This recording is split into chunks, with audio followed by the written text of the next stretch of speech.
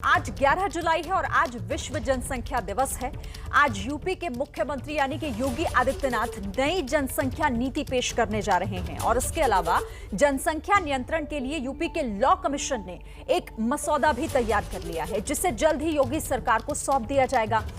इस पर सरकार क्या फैसला लेगी ये तो आगे की बात है, लेकिन मसौदे में लिखी हुई बातों से कहीं ना कहीं राजनीति जरूर गर्म हो गई है। लेकिन आज का ये दिन महत्वपूर्ण इसलिए है क्योंकि आज जनसंख्या नीति योगी आदित्यनाथ पेश करने जा रहे हैं और इस पूरे मामले को लेकर, इस पूरी प्रक्रिया को लेकर यूपी के कानून मंत्री ब्रजेश पाठक क्या कुछ कह रहे हैं, पहले आपको वो सुनवा देते हैं। उत्तर प्रदेश की योगी सरकार आज प्रदेश के लिए जनसंख्या नीति लाने जा रही है। क्या होगा इस नीति में, बात करेंगे कानून मंत्री ब्रजेश पाठक से। पाठक जी, क्या ला रहे हैं नीति और क्या होगा उसमें, क्या सुविधाएं मिलेंगी क्या कुछ लोगों को जिनकी जो परिवार नियंत्रण करके चलें? दरअसल अपने उत्तर प्रदेश के लिए और भारत के लिए जनसंख्या एक बहुत बड़ी चुनौती है और लगातार सरकार इस बारे में लोगों को सजग करती रहती है कि हम लोग बच्चों को बहुत अधिक पैदा ना करें और उतने ही बच्चों को हम पैदा करें जिनकी हम परवरिश अच्छे ढंग से कर सकते हैं। इस संबंध में सरकार ने आज, चूँकि विश्व जनसंख्या दिवस है, ऐसे अवसर पर जनसंख्या नीति घर घर पहुंचाने का निर्णय लिया है। हम सबको जागरूक करेंगे कि कैसे जनसंख्या को हम नियंत्रित कर सकते हैं। जो हमारे स्वास्थ्य विभाग है इस बारे में पूरा प्लान बना करके आज माननीय मुख्यमंत्री जी के समक्ष प्रस्तुत करेगा और उसके बाद मुख्यमंत्री जी से जारी करेंगे। लेकिन इसमें यह भी बताया जा रहा है कि जिन लोगों के 2 बच्चे होंगे उनको तो बहुत फ़ायदे मिलेंगे, लेकिन जो ज़्यादा बच्चे करेंगे उनके कई प्रमोशंस रोक दिए जाएंगे अगर वो सरकारी कर्मचारी हैं, या उनको कई सारी योजनाओं से, सुविधाओं से वंचित कर दिया जाएगा। चल, किसी भी योजना को अगर हम प्रमोट करना चाहते हैं तो उस योजना के तहत कुछ लोगों को आकर्षक लाभ देने का भी एक सरकार काम करती है। इस योजना के तहत जिसके 2 बच्चे होंगे या 2 से कम बच्चे होंगे उनको हम इंक्रीमेंट देंगे और अन्य योजनाओं में भी अधिक से अधिक लाभ प्रदान करेंगे। लेकिन जो सरकार की जो एडवाइजरी है उसका उल्लंघन करेंगे उसके तहत उनको सुविधाएं नहीं मिल पाएंगी। बट ये एक सवाल ये भी है कि जनसंख्या कानून भी लाने जा रहे हैं, आप तो कानून मंत्री हैं और लॉ कमीशन ने रिकमेंडेशन करी, इसका ड्राफ्ट भी अपलोड किया है, लोगों से सुझाव मांगे हैं। उस कानून में क्या क्या प्रावधान है, उसमें तो सख्ती की जा रही है। दरअसल अभी जो जनसंख्या नियंत्रण कानून की बात है, अभी उस विषय में सरकार के समक्ष कोई भी प्रस्ताव विचाराधीन नहीं है, लेकिन हमारा जो विधि आयोग है उसका एक ड्राफ्ट तैयार कर रहा है। उस ड्राफ्ट तैयार होने के बाद जब सरकार के समक्ष आएगा तो उस पर हम गंभीरतापूर्वक विचार करके अपने संबंधित उच्च अधिकारियों को हम, हमारे जो माननीय मुख्यमंत्री जी उनके समक्ष हम प्रस्तुत करेंगे। लेकिन अभी तक जो है सरकार जो वर्तमान में जनसंख्या नीति है उसके तहत हम काम कर रहे हैं। लोगों से घर घर जाकर हमारे जो वॉलंटियर्स हैं वो अपील करेंगे कि कृपया जो जनसंख्या है उसको नियंत्रित करें, जो परिवार नियोजन के संसाधन जो उपलब्ध हैं, पहले से जो नीतियां हैं उनका उपयोग में लाएं। यदि आप ऐसा करेंगे तो हम आपको समय समय पर प्रमोट करेंगे या उनके प्रमोशन की जो योजनाएं हैं उनको हम लाभ पहुँचाएँगे। जैसे इंक्रीमेंट की भी बात आई है और प्रवेश की भी बात आई है और सर्विस में भी आपको हम कहीं न कहीं अधिक लाभ देने जा रहे हैं। टाइमिंग को लेकर सवाल खड़े हो रहे हैं। विपक्ष ये कह रहा है कि जनसंख्या की समस्या तो पूरे भारत देश की है और उत्तर प्रदेश में इसको ला रहे हैं जब 2022 का चुनाव आने वाला है। दरअसल ये विपक्ष के पास कोई नीति और एजेंडा नहीं है, वो हमेशा टाइमिंग पर ही सवाल उठाते हैं। हमारी सरकार लगातार चलने वाली सरकार है और हम बूथ से लेकर के और प्रदेश तक के सभी कार्यकर्ताओं को साथ लेकर के राउंड द क्लॉक जनता के हित के लिए काम करते हैं। विपक्ष जबकि सिर्फ कुर्सी की चिंता करता है, हम लोगों को कुर्सी की चिंता न होकर विपक्ष के बजाय हम जनता के हित के लिए, उनके लाभ के लिए, उनके लिए काम करते हैं और लगातार प्रदेश को आगे बढ़ाने के लिए जुटे रहते हैं। विपक्ष ये भी कह रहा है कि जो भारतीय जनता पार्टी की सरकार है वो जानबूझ करके एक वर्ग विशेष को टारगेट करती है। पहले लव जिहाद कानून लाया गया, उसके बाद ये जनसंख्या नियंत्रण कानून ला रहे हैं, तो ये जानबूझ करके एक वर्ग विशेष को टारगेट कर रहे हैं जिससे कि हिंदू वोटों का ध्रुवीकरण कर ले भाजपा। विपक्ष को लगता है कि वोट ही सब कुछ है। हम सर्वधर्म सर्वभाव की व्यवस्था को लेकर आगे चलते हैं। आदरणीय प्रधानमंत्री जी ने नारा दिया, सबका साथ सबका विकास सबका विश्वास। हम सबको भरोसे में लेकर चलना चाहते हैं। मुस्लिम समाज के लोगों से भी मैं अपील करना चाहता हूं, अब यदि आपके 2 बच्चे होंगे तो आप व्यवस्थित ढंग से उनका लालन पालन कर पाएंगे, उनको पढ़ा पाएंगे, उनको लिखा पाएंगे। हम देखते हैं कि ज़्यादातर बच्चे जिनके यहाँ अधिक हैं, 8 या 10 बच्चे हैं, वो पढ़ाई लिखाई में भी कमज़ोर रहते हैं या स्कूल नहीं जा पाते या ऐसे काम धंधों में इन्वॉल्व हो जाते हैं जहाँ पर पढ़ाई का कोई योगदान नहीं है। इससे प्रदेश विकास में पिछड़ता है। उदाहरण के लिए आप देखेंगे कि ज़्यादातर जो साइकिल मिस्त्री हैं या ऑटोमोबाइल ट्रेड से जुड़े लोग हैं, जो मिस्त्री हैं या जो छोटा मोटा काम करते हैं, जो कबाड़ बीनते हैं, ज़्यादातर ऐसे लोग हैं। हम सबको मुख्यधारा में लाना चाहते हैं। मेरी मुस्लिम समाज के मित्रों से, भाइयों से भी अपील है, कृपया परिवार नियोजन को अपनाएं और प्रदेश को आगे बढ़ाने में अपनी मदद करें। तो कानून मंत्री उत्तर प्रदेश के बृजेश पाठक, जिनको आप सुन रहे थे, जिन्होंने ड्राफ्ट को लेकर कहा कि ड्राफ्ट अभी तैयार हो रहा है, उनके पास आया नहीं है, जब वो आएगा तब उस पर विचार किया जाएगा। और देखिए इसी को लेकर, क्योंकि आज बड़ा दिन इसलिए है क्योंकि आज यूपी के मुख्यमंत्री योगी आदित्यनाथ जनसंख्या नीति लागू करने जा रहे हैं। 11:30 बजे वो इसे लागू करेंगे और इसी पर हम चर्चा कर रहे हैं क्योंकि कुछ सवाल भी इसे लेकर उठाए जा रहे हैं। मेरे साथ कई खास मेहमान हमारे साथ जुड़े हुए हैं। सैयद असीम वकार हमारे साथ AIMIM के प्रवक्ता हैं, वो हमारे साथ जुड़ रहे हैं। SDPI के सचिव तस्लीम अहमद रहमानी भी हमारे साथ जुड़ रहे हैं और VHP के प्रवक्ता विजय शंकर तिवारी भी इस चर्चा में शामिल हो रहे हैं। आप सभी का बहुत स्वागत है। मैं आपसे बात करूंगी लेकिन उससे पहले पंकज झा, हमारे संवाददाता पंकज झा का रुख कर लेते हैं। पंकज, बड़ा दिन, क्योंकि शुरुआत से ये भी एक ऐसा मुद्दा था जो सरकार के एजेंडे में शामिल रहा था। कानून तो हालांकि अभी उसका ड्राफ्ट तैयार हो रहा है, लेकिन नीति आज लागू होने जा रही है।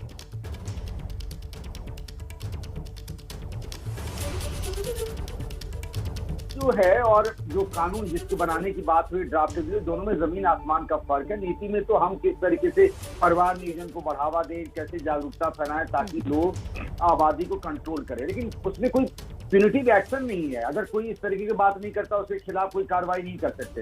ये जिस कानून की बात अभी कानून मंत्री यूपी के बृजेश पाठक कह रहे थे, जिसका मसौदा तैयार हो गया है, उसमें कुछ सीनियर जजों से भी राय मशविरा किया जा रहा है, आम पब्लिक से भी। अगर वो लागू हो गया तो फिर तस्वीर बदलेगी। वैसे भी इस बात पर जो लोग विरोध कह रहे हैं, कई राज्यों में तो 2 बच्चों से ज्यादा के चुनाव लड़ने पर रोक है, सरकारी नौकरी में उस पर भी रोक है, पहले भी कुछ राज्यों में है। लेकिन जाहिर सी बात है, क्योंकि कुछ महीनों बाद यूपी में विधानसभा के चुनाव हैं और कुछ लोग इस मुद्दे को उठाएंगे, क्योंकि राजनीति के बिना कोई बात हो नहीं सकती, तो आरोप प्रत्यारोप से चलते रहेंगे। लेकिन अगर ये कानून लागू हो गया तो चीजें बदलेंगी, तस्वीर भी बदलेगी। ठीक है, चलिए अब मेहमानों का रुख कर लेते हैं। अब मैं बात कर लेती हूँ सैयद असीम वकार, सबसे पहले आप ही से आपका रिएक्शन ले लेती हूँ, क्योंकि बीजेपी ये कह रही है कि अगर प्रदेश का विकास चाहिए तो ये कानून लाना होगा और उसके पहले नीति की बात वो कर रहे हैं ताकि लोगों को जागरूक किया जा सके। आपका क्या स्टैंड है इससे लेकर? देखिए मैडम, मैं अभी बृजेश पाठक जी के बयान को सुन रहा था। वो सारी अपील मुसलमानों से कर रहे हैं कि मैं मुसलमानों से भी अपील करता हूं, और उन्होंने कहा कि 10-10 बच्चे, 7-7 बच्चे, 8-8 बच्चे। तो मैं तो ये कह रहा हूं कि जब देश आज़ाद हुआ था उसके बाद से लेकर आज तक जिनकी तादाद 84% थी, उनकी आबादी कितनी बढ़ी और कितनी कम हुई, और जिनकी 14% थी उनकी कितनी बढ़ी, कितनी कम हुई, इसको पहले साफ कर दीजिए।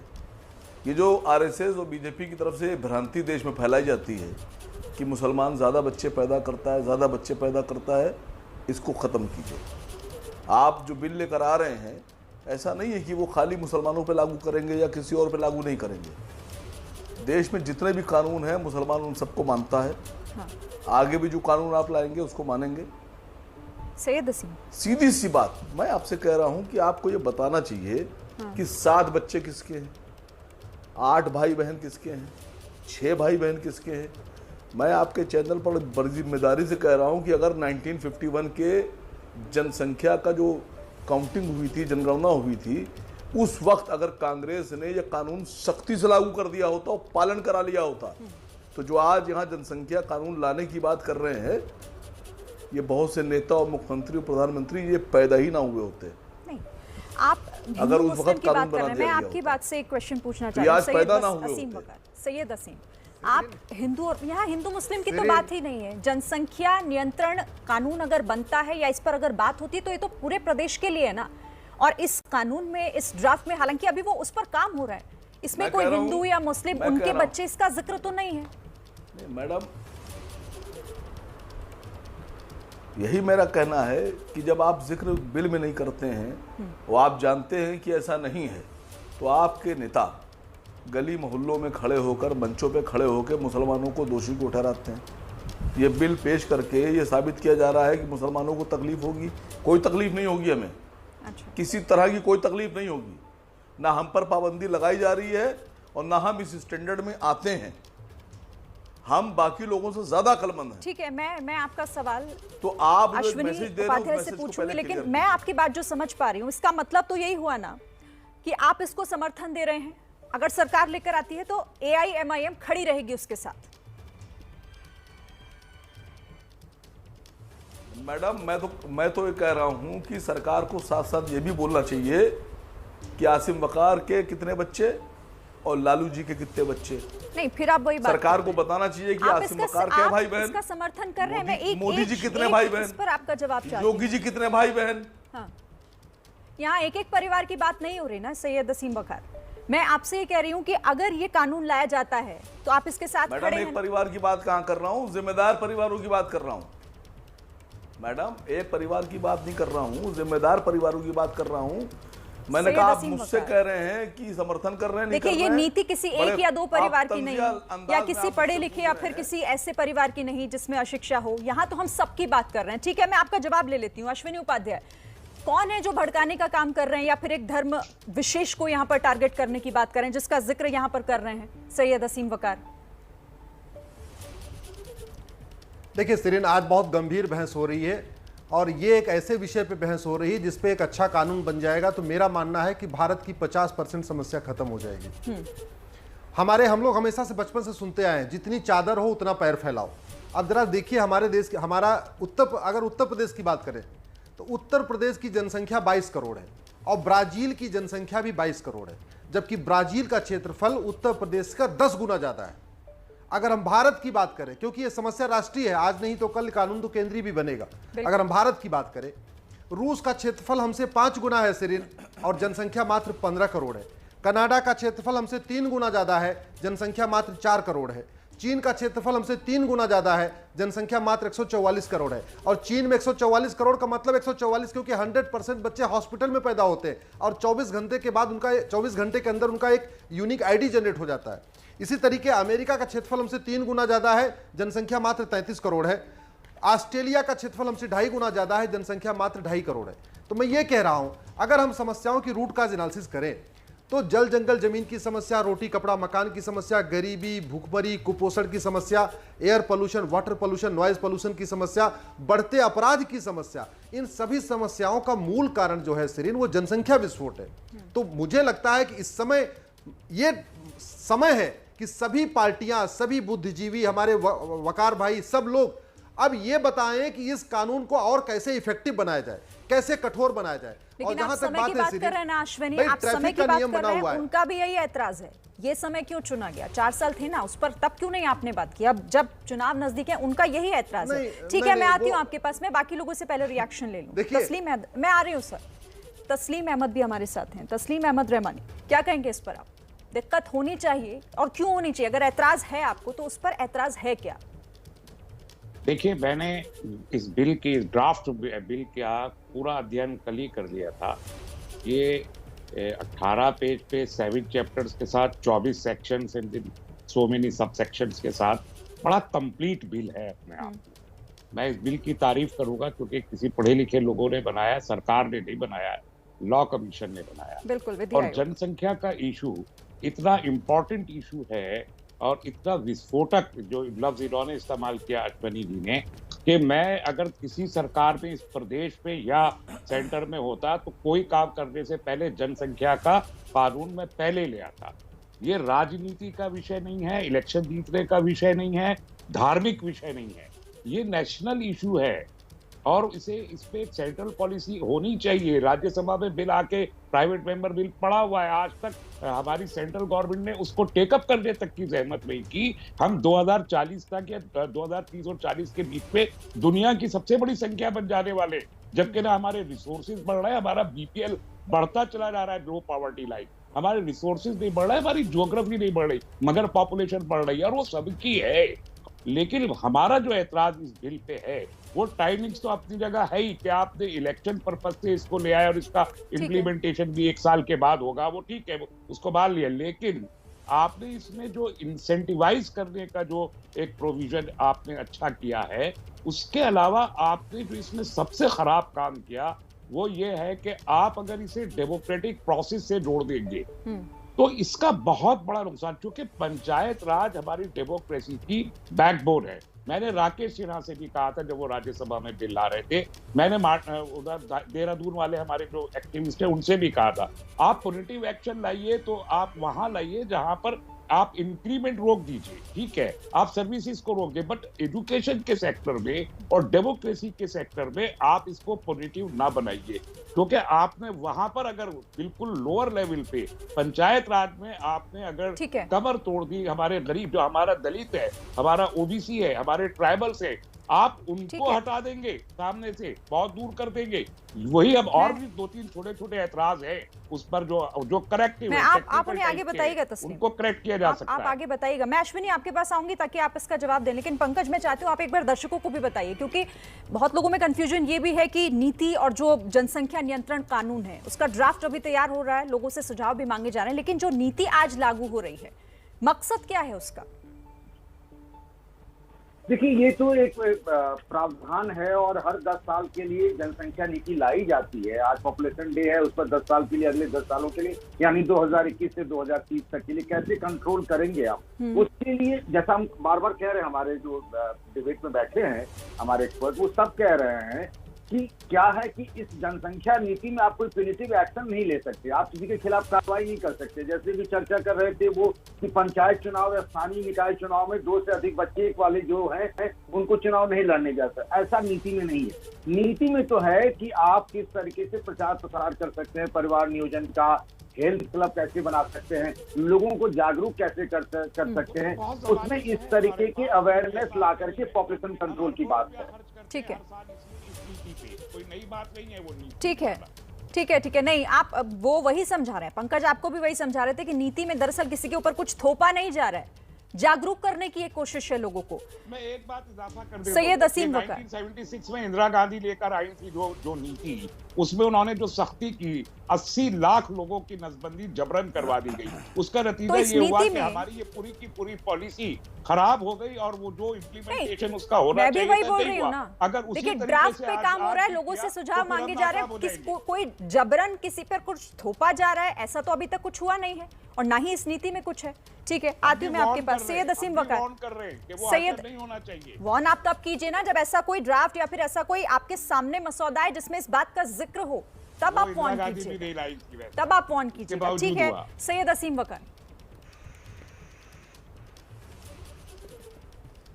नहीं, देखिए, मैं अश्विनी साहब को सुन रहा था।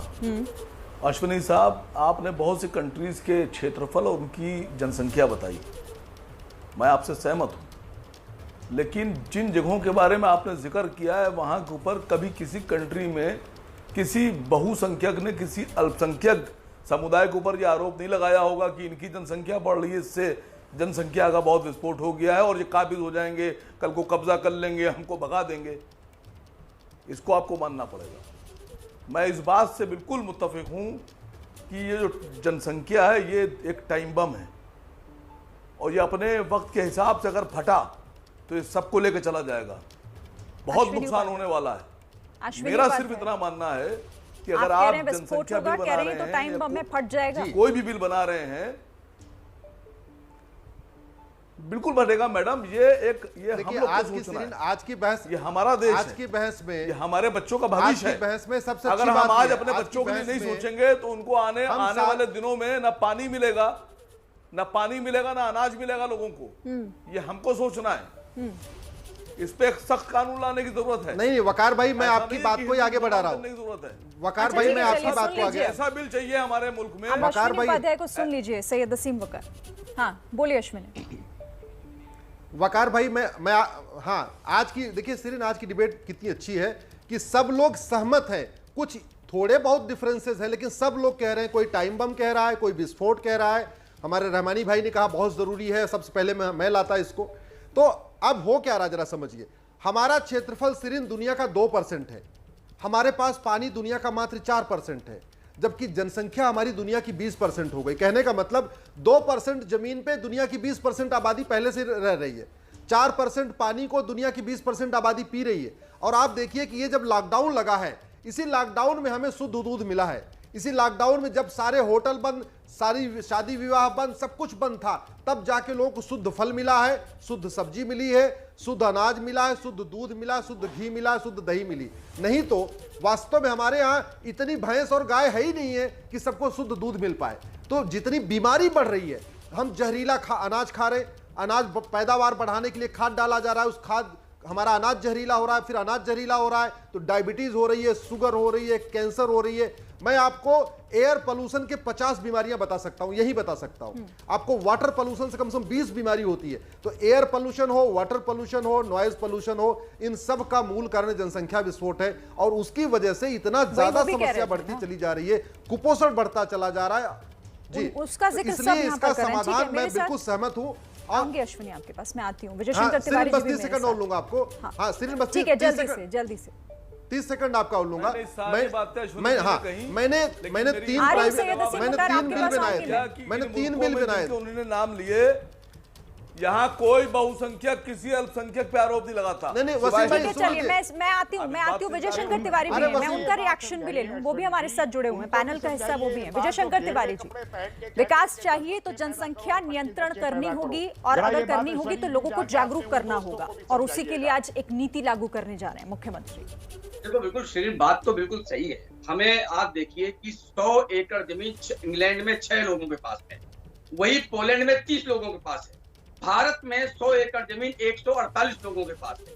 लेकिन हम बार बार बात करते हैं कि हमारा विकास अमेरिका जैसा चाहिए, हमारा विकास इंग्लैंड जैसा चाहिए, हमारा यानी जो विकसित देश है वैसा विकास चाहिए। लेकिन जब जनसंख्या की बात आती है तो नहीं। यानी भारत में ऑक्सीजन पूरी चाहिए, अस्पताल पूरे चाहिए, नौकरी पूरी चाहिए, सड़क पूरी चाहिए, यानी सारी सुविधाएं पूरी की पूरी चाहिए।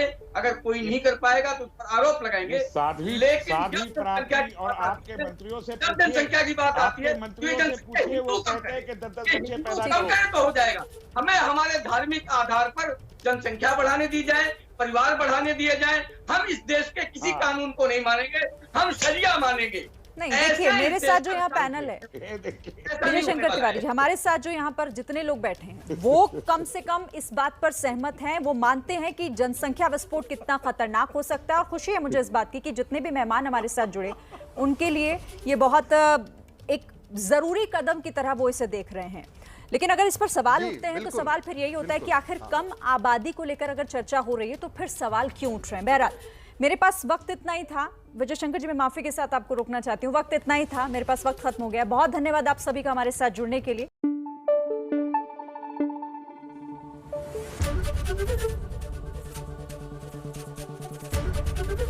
एबीपी न्यूज आपको रखे आगे।